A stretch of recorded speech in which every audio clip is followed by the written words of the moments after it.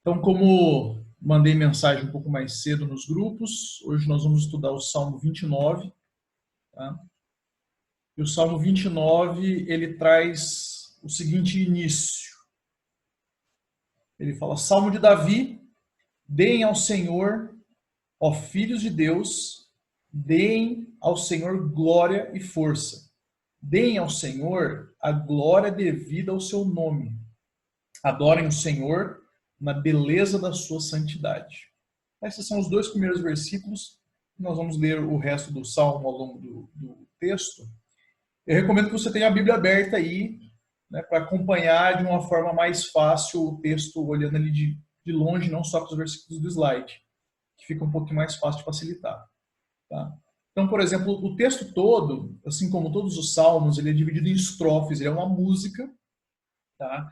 Esse termo inicial que ele fala ali, Salmo de Davi, salmo, essa palavra aqui, ela significa um salmo musicado, é um hino, assim como os outros, tá? De Davi, da composição dele, em homenagem a Davi. Tá? Então esse salmo ele tem estrofes definidas. Então a primeira estrofe, ela é do versículo 1 e 2, vai falar da glória, dar glória a Deus nas alturas. Depois ele vai falar da tempestade de Deus, como Deus se manifesta na sua supremacia, no meio ambiente, em toda a sua criação. E ele vai terminar falando sobre a paz na terra entre os homens. Tá? Esse salmo ele é uma típica poesia hebraica. Então, é uma poesia hebraica, lembrando que ela funciona com repetições e paralelismos. Então, ele vai falar a mesma coisa várias vezes e vai usar palavras diferentes para falar aquilo ali. Tá? E esse salmo, diferente de outros salmos, ele é um salmo de adoração pura, de louvor a Deus puro. Geralmente os outros salmos eles vão misturar o louvor a Deus, eles vão falar da grandeza de Deus, do caráter criativo de Deus, como nós já estudamos em outros salmos nas outras quintas-feiras.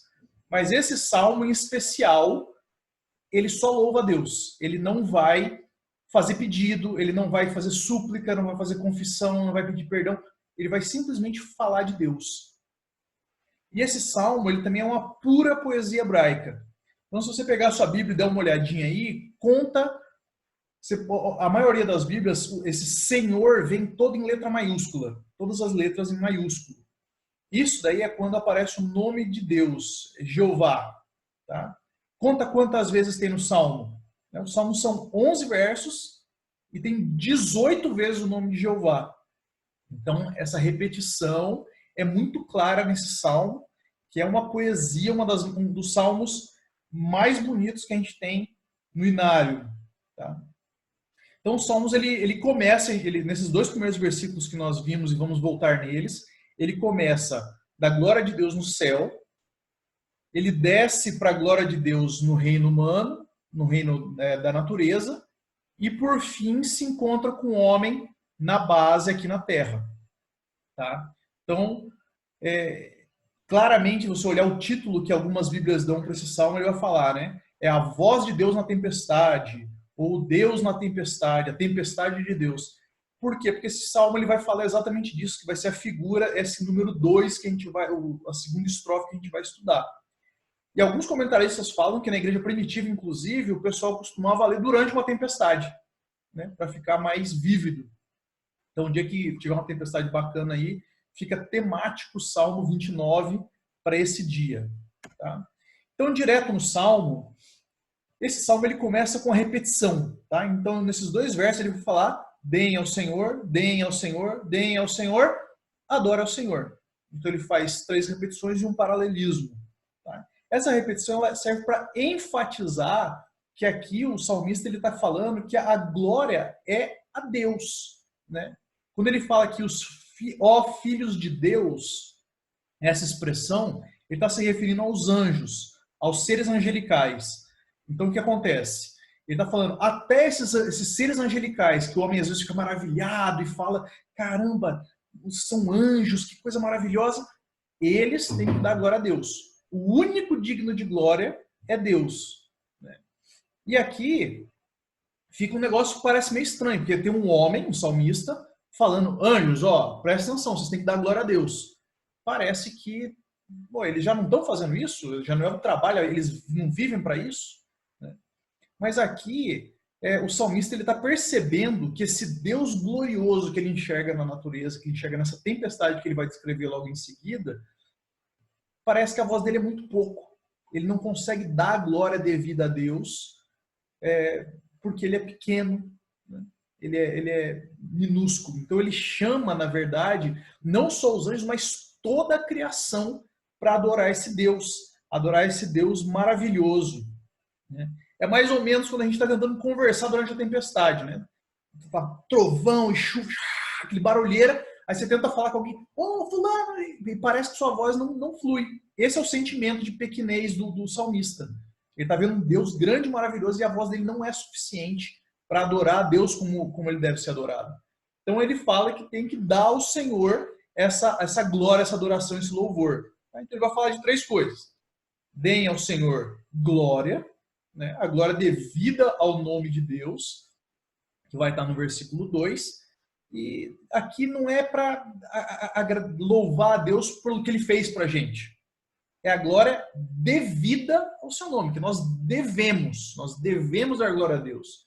Então aqui entra naquele aspecto que quando nós adoramos a Deus por quem ele é, não pelo que ele faz por nós. Quando nós adoramos a Deus por quem ele é, o nome disso é adoração, é louvor. Quando nós agradecemos uma coisa que Deus fez por nós, é ação de graça. Então tem esses 2 momentos distintos, inclusive na oração. A oração ela passa por esses momentos. O momento que eu vou adorar a Deus por quem ele é, e depois, posteriormente, eu vou fazer ações de graça, vou agradecer a Deus pelo que ele tem feito na minha vida. Então, o salmista ele vai continuar. No versículo 1, na verdade, ele vai falar sobre a força, né? Então ele está olhando uma tempestade grandiosa e ele percebe que esse Deus é imenso. Mas muitas vezes a gente não percebe isso. No nosso dia a dia parece que nós somos suficientes, nós somos tranquilos, nós coordenamos, eu faço a minha casa de alvenaria, com um alicerce forte, nada vai acontecer. Eu tenho minha conta no banco muito bem investida, eu tenho meu trabalho estabilizado, eu tenho meu carro, a gente vai se apegando às coisas que Deus vai nos dando e parece que a gente é suficiente com isso. Mas aqui o salmista fala, deem ao Senhor esse reconhecimento de sua força. Olhar para Deus e saber quem esse Deus é. E por último, ele vai falar, adorem ao Senhor na beleza da sua santidade. Essa é a terceira coisa que o salmista exorta, inclusive o reino celestial a fazer. Adora ao Senhor na prática. Esse beleza da sua santidade é uma frase no Antigo Testamento que é muito usada para o serviço sacerdotal, serviço que os sacerdotes executavam. Então é obra, é ação. Adorar o Senhor na beleza da sua santidade eu olho para Deus, eu fico tão maravilhado que é impossível eu não me dedicar a Ele. Eu compreendo que esse Deus é tão grande e maravilhoso que é impossível ficar parado. Eu tenho que render glórias a Deus. Então, o salmista aqui ele vai começar com essa adoração maravilhosa a um Deus grandioso que vive nas grandes alturas. Glória a Deus nas maiores alturas, inclusive lá nos céus.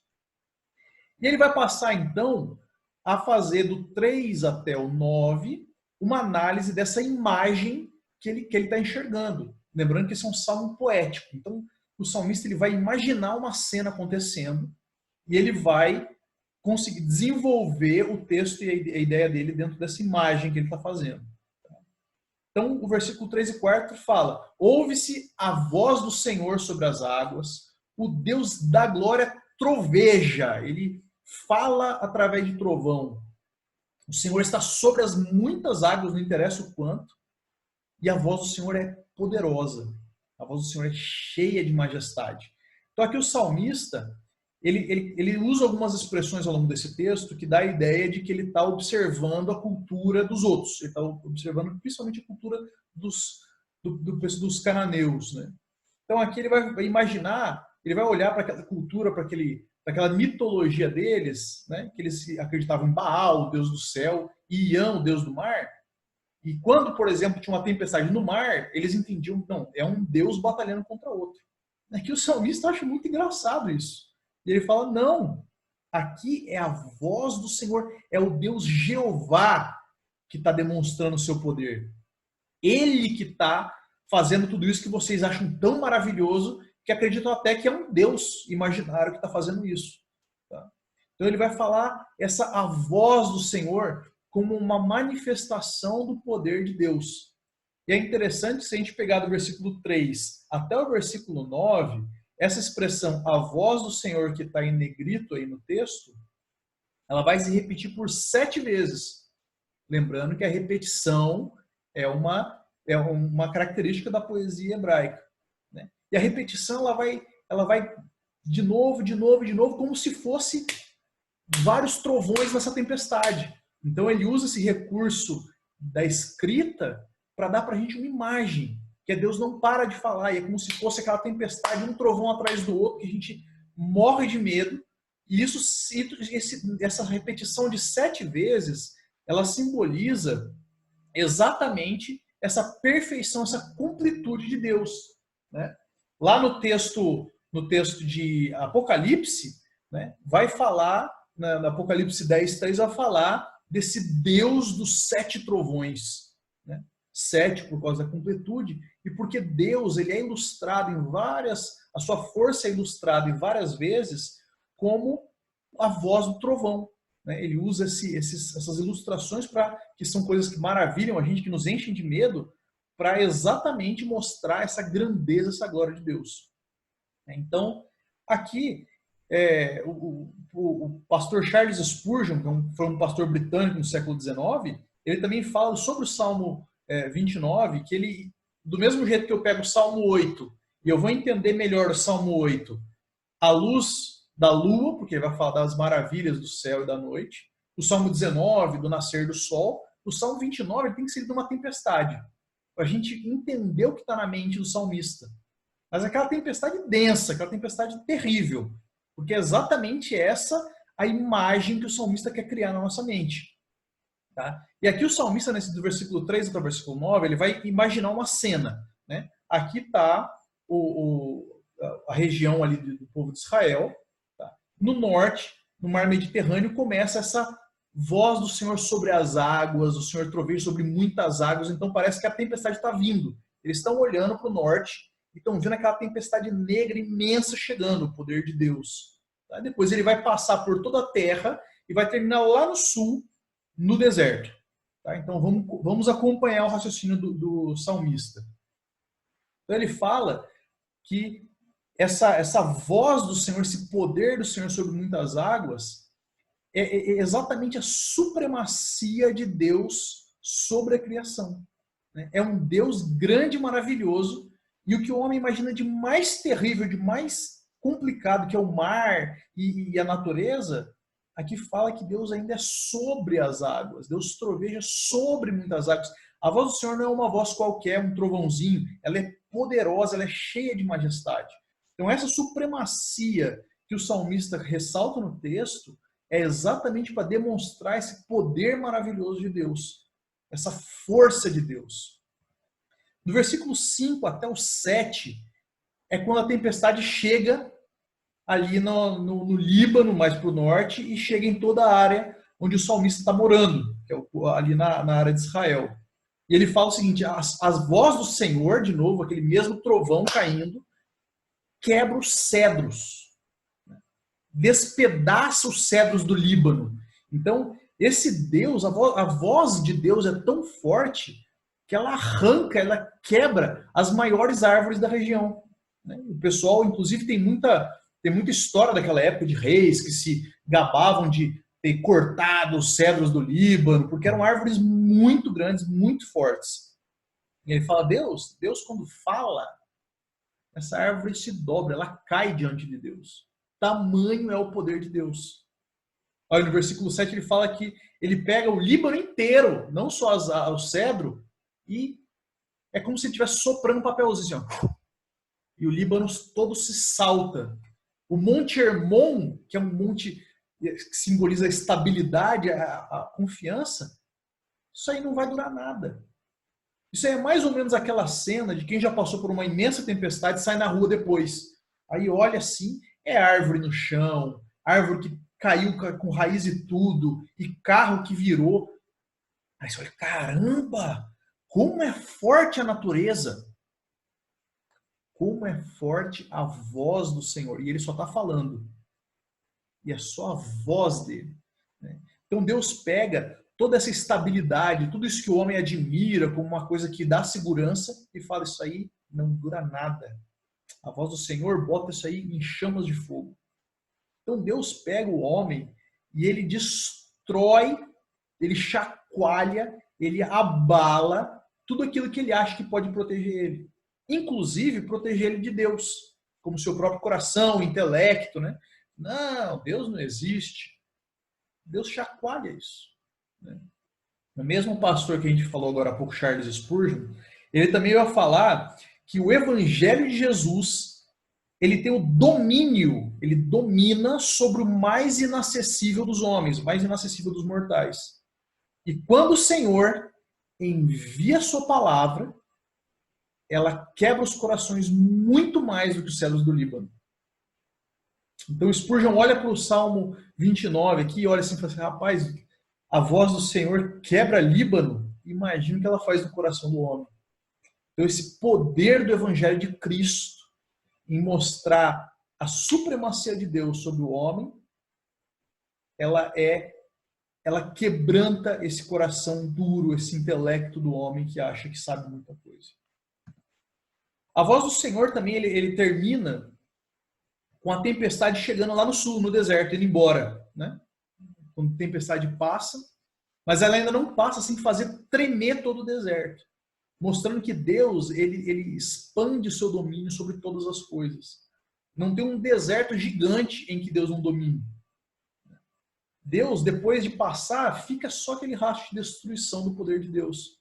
Os bosques arrebentados, toda a natureza sentindo o poder de Deus. Mas é interessante que no final do versículo 9, ele vai falar o que no finalzinho ali? E enquanto isso, enquanto está toda essa tempestade acontecendo, enquanto está todo o caos, Deus está derrubando o mundo, o que está acontecendo no templo do Senhor? Todos que estão lá dizem glória a Deus.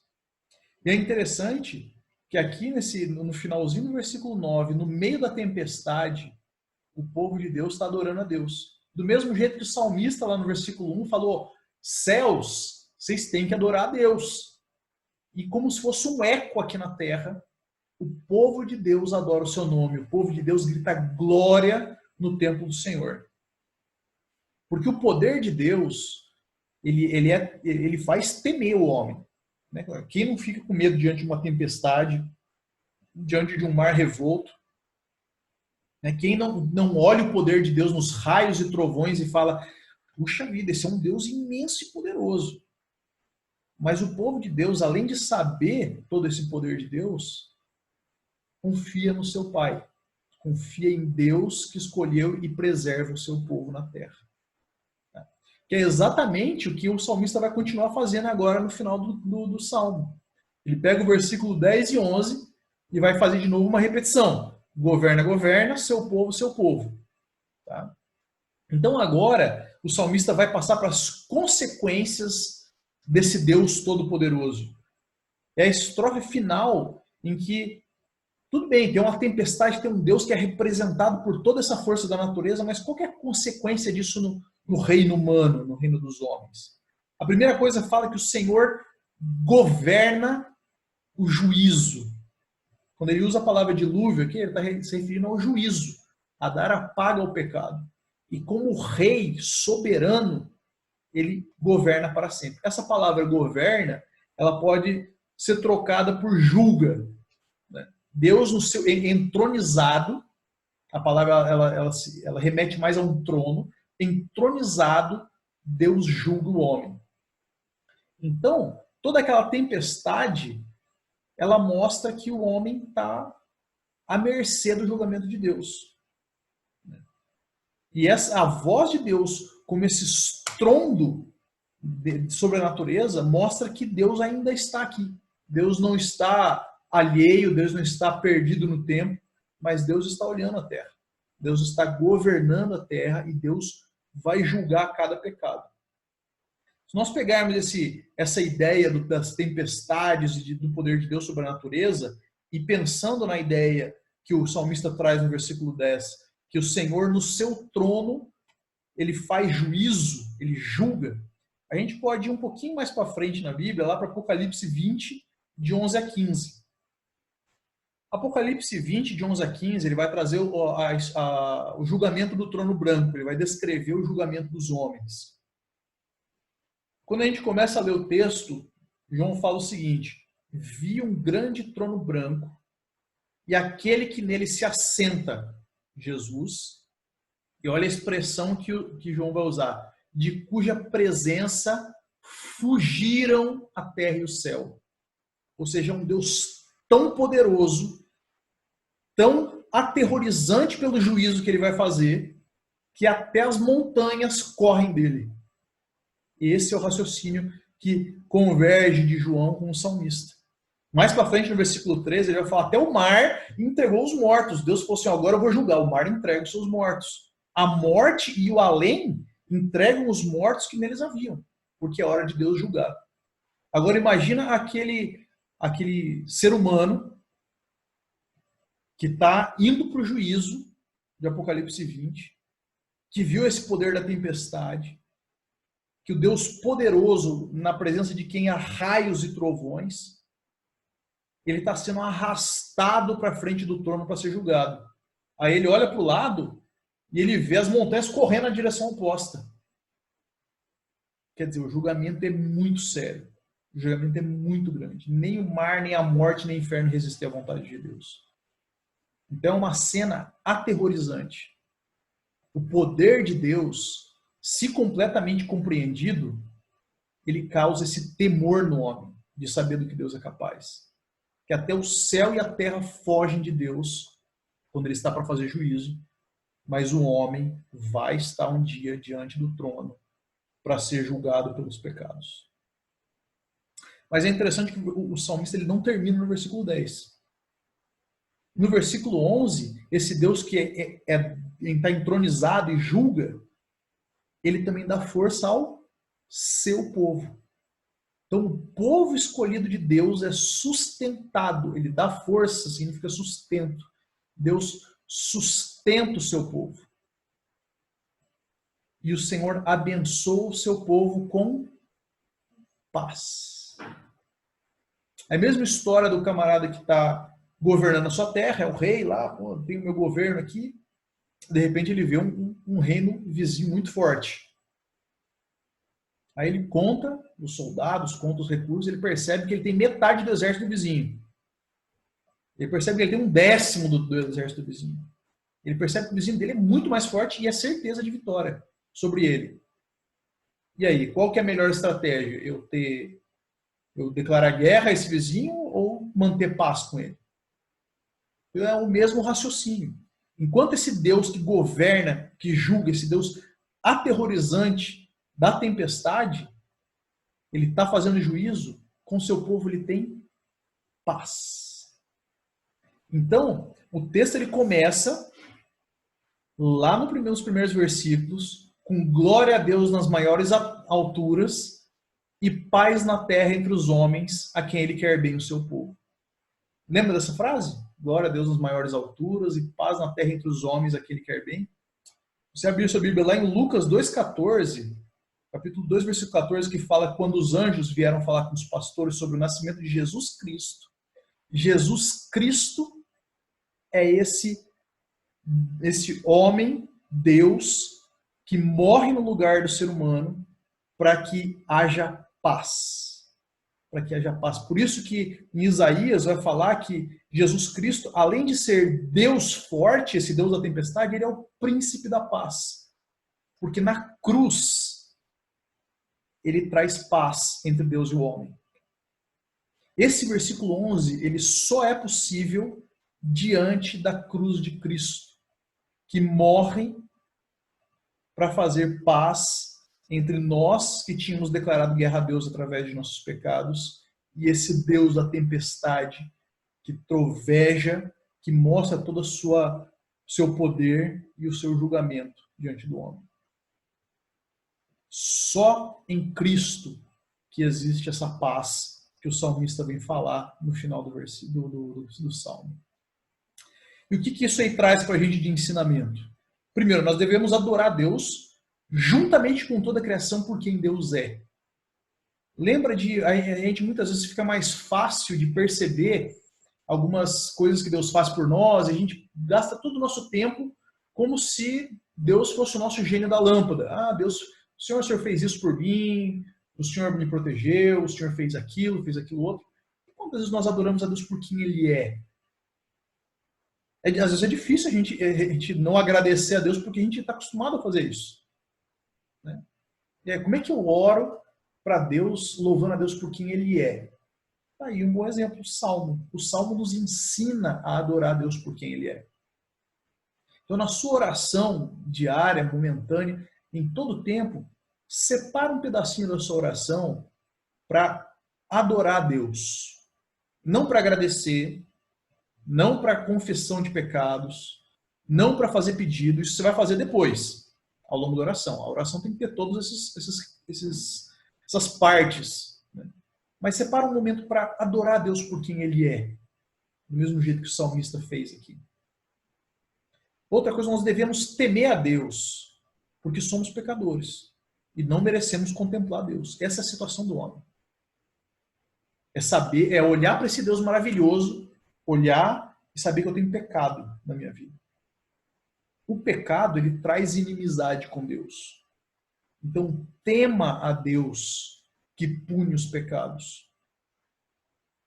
Mas aquele que confia única e exclusivamente em Cristo, na obra de Cristo na cruz, esse é o Cristo, é o príncipe da paz que sustenta o seu povo, mesmo no meio da tempestade. Mesmo diante desse Deus todo-poderoso que traz juízo à terra, mas quando olha para Cristo, perdoa o seu povo.